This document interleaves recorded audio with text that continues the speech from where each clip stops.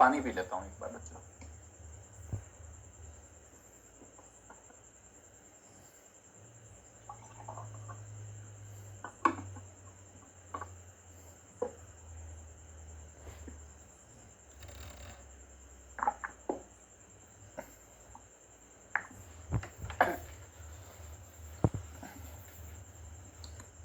क्या ये सिर्फ बढ़ेगा? हाँ बच्चा, बढ़ता ही है, घटता नहीं है ये।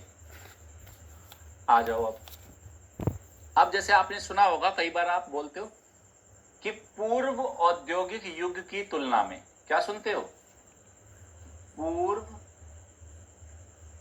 औद्योगिक युग।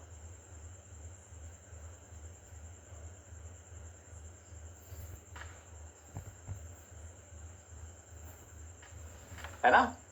की तुलना में 1.5 डिग्री सेल्सियस, और कोशिश करेंगे 2 डिग्री सेल्सियस से अधिक ना हो, बस इतना ही, इतने तक ही टेम्परेचर बढ़े।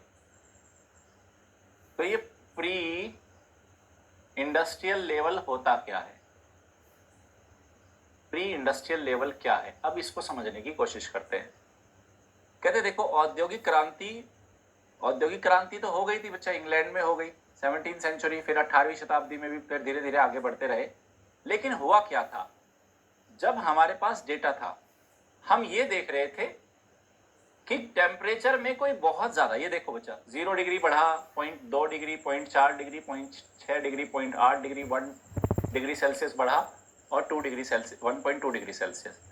कह रहे आप देखो कि यहां जब तक आप आओ बच्चा, है ना, कि यहां तक आप देखो, तकरीबन 1900 से लेके 1950 तक, यहां तक तापमान में कोई ज्यादा वृद्धि नहीं थी। ये देखो, वृद्धि इतनी ही थी, कोई ज्यादा वृद्धि नहीं थी। लेकिन यहां 1900 के बाद अगर आप देखना शुरू करो, यहां 1920-30 के बाद ये टेम्परेचर ऊपर नीचे ऊपर नीचे ऊपर नीचे, और उसके बाद तो लगातार ऊपर ही बढ़ता जा रहा है। तो यहां तक कोई ज्यादा समस्या नहीं थी, 19वीं शताब्दी तक कोई ज्यादा बड़ी प्रॉब्लम नहीं थी बच्चों। ये 19वीं शताब्दी के बाद तेजी से ऊपर उठने लगा।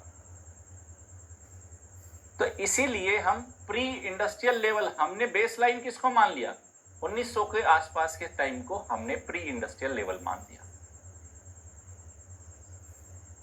आ गई बात समझ में? बात समझ में आई या नहीं आई?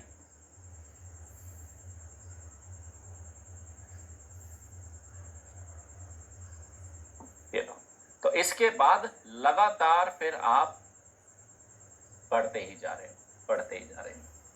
ये है प्री इंडस्ट्रियल लेवल। अब एक चीज और कहता है ये, कि अगर 1.5 डिग्री सेल्सियस टेम्परेचर बढ़ता है तो हर 100 साल में से एक बार ऐसा जरूर होगा कि जो आर्कटिक क्षेत्र है, आर्कटिक क्षेत्र, 100 साल में से एक बार ऐसा होगा कि वहां कोई बर्फ नहीं होगी, पूरा पिघल जाएगा। और अगर 2 डिग्री सेल्सियस टेम्परेचर बढ़ गया तो प्रत्येक 10 सालों में एक बार होगा ऐसा, हर 10 साल में एक बार आर्कटिक पे बर्फ नहीं मिलेगी आपको।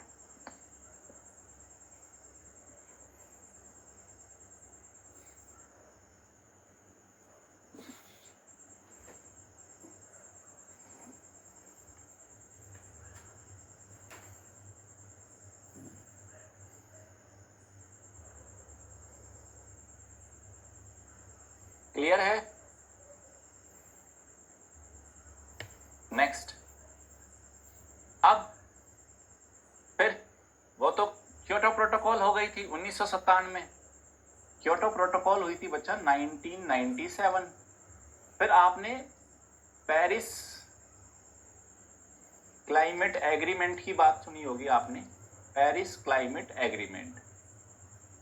इस पेरिस क्लाइमेट एग्रीमेंट में हमने क्या किया है बच्चा?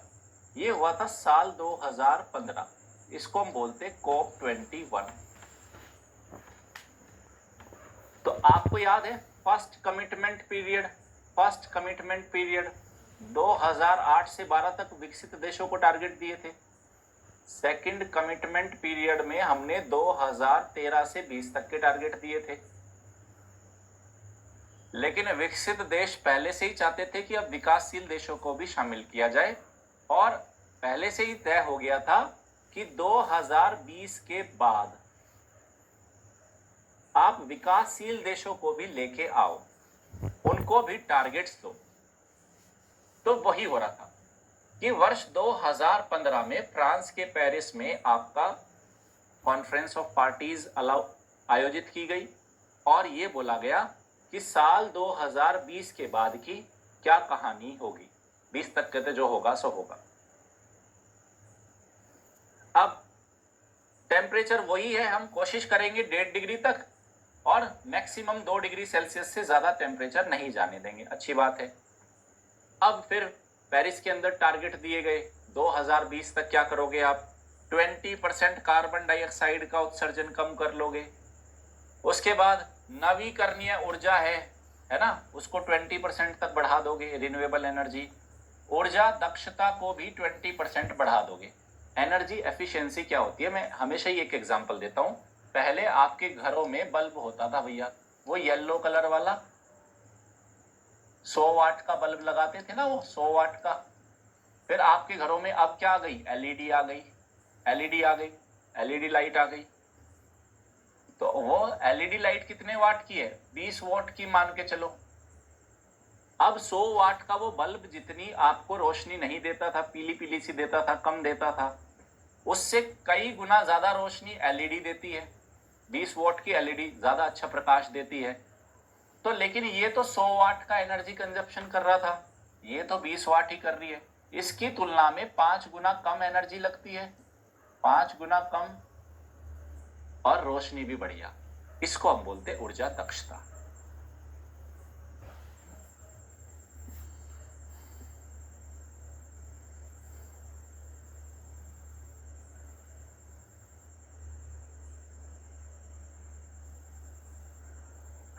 बताइए।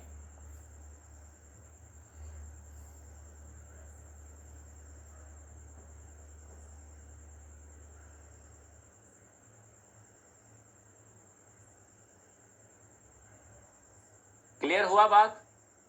बताओ बच्चों। एनर्जी एफिशिएंसी बोलते हैं बच्चा इसको।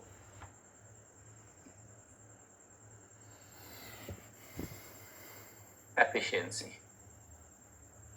चलिए,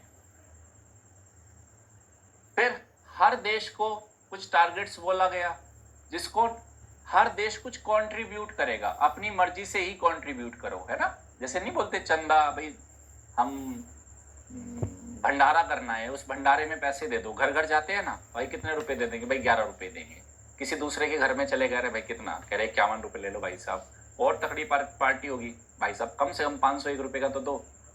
तो हर देश अपनी तरफ से अपनी मर्जी से कुछ कंट्रीब्यूट करेगा, जिसको बोला नेशनली डिटरमाइंड कंट्रीब्यूशन। तो देश के द्वारा स्वैच्छिक रूप से ग्रीन हाउस गैसेस की कटौती में योगदान दिया जाएगा। ओके। उसके लिए बेस ईयर क्या बनाया गया? विकसित देशों के लिए 1995 को, विकासशील देशों के लिए 2005 को। ये बेस ईयर बना दिया इन्होंने। समझे? फिर पहला, क्योटो प्रोटोकॉल बाध्यकारी थी। ऊपर से टारगेट थोपे गए थे कि विकसित देशों आपको ये करना है, ये बाध्यकारी नहीं है।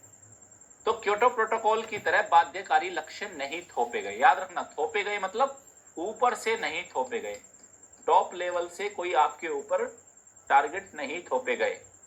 हाँ, लेकिन हर देश को कुछ ना कुछ कंट्रीब्यूट करना है।